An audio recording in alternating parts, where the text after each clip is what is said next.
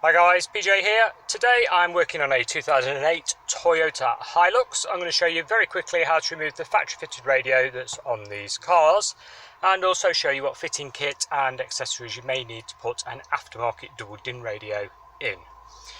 First things first, you're going to need some sort of plastic leverage tool. Please note I said plastic, not a steel screwdriver. You will damage the fascia of the vehicle and you don't want to do that. I'm going to be using a Bojo tool. This is a hard plastic tool. Hard ends there so we can lever things without damaging the fascia. You can get these off Amazon or eBay. They're normally about £1, well worth the money. And what we're going to do is start right at the top here, because you'll notice all the mountings are hidden. So pop your leverage tool in the top corner and pry, like so.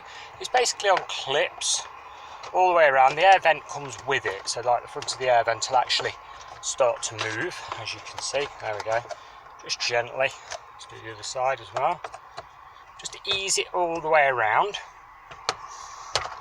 I won't make this video long. I will skip forward for you so you don't have to watch hours and hours of footage. Just work your way all the way around it until you get to the lower area, and then you've got to just pull the knobs off the heater, all three there, revealing the lower mounting screw. Take the screw out and it's just some remaining clips at the bottom. So we've got all the top loose. Look, that's ready to go. The reason we do it first instead of pulling at the bottom, because in past experience with these, if you pull at the bottom you can actually crunch the vent, and we don't want to do that. We need that intact. They're very fiddly if they do drop to bits, so you want to keep it in one piece. So normally just pop them first at the top, just saves any hassle with those. Like I say, if they do fall to bits, it takes forever to put them back together again, so best to do it this way.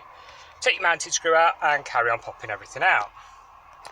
Right, with your mounting screw out, we can pop the lugs.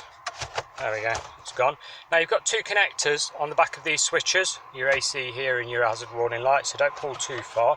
Just ease it out. There we go. Tip it slightly. And there's your connectors, look. They're on a pinch system, so you just basically pinch the top of this one and pull it out. I don't know if I can do this one-handed, maybe not. Let's have a go.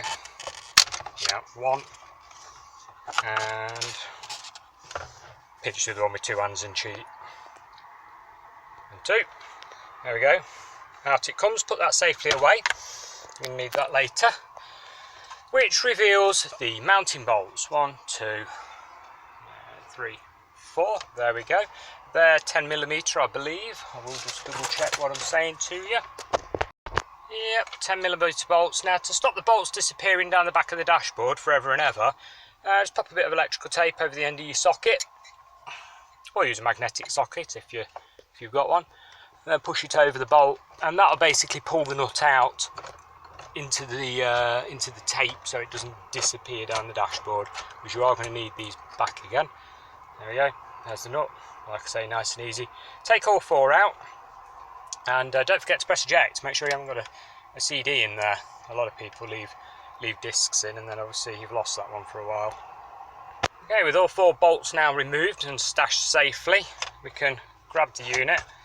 Quite a hefty metal unit, so watch the steel doesn't scratch anything as you bring it out. There we go. Again, pinch connectors on the back, just pinch them and pull. The aerial pulls straight out, nice and simple. There we go. Pinch pins on the bottom of them, so just squeeze and pull. I'll do that now. And there we go. There's your two audio connectors that I've pulled out, and you've got an aerial as well somewhere down the depths there. The radio that you've pulled out, you're going to need the side mounting brackets off it. They'll screw to your new radio, whichever brand you buy. It should have holes already in the end there. So take them off, keep them separate left and right, and it will pretty much mount the way these are now. You will need a fitting kit, like a frame, to make it sit nicely in the dashboard. So quickly before we end the video, there we go. Here's a fitting kit made by Connects 2. These are available again, eBay, Amazon, that type of place. CT23TY03, Toyota Hi-Lux 07 onwards fitting kit. And that should have everything in it. We'll have a quick look for you so you know what you're getting exactly. There we go. So we have a steel frame. Oh, this is one of the ones with the mounts built in. Okay, so if you buy this kit, you don't need the side panels off your original radio. It's actually got it on here already. That's quite handy. Okay, and we've also got a plastic frame to make the hole in the dashboard the right shape. That just clips on, look, nice and easy. And obviously wiring harness adapter as well, which will have its own part number, CT20TY01, and that adapts your cabling, so it's just plug and play. And that, guys, is how you take the radio out of a Toyota Hi-Lux. If you've got any questions, pop them in the comments below. I do my best to answer you, but yes, I do get inundated with questions every day, so bear with me on that one. Thanks a lot for watching, and goodbye for now.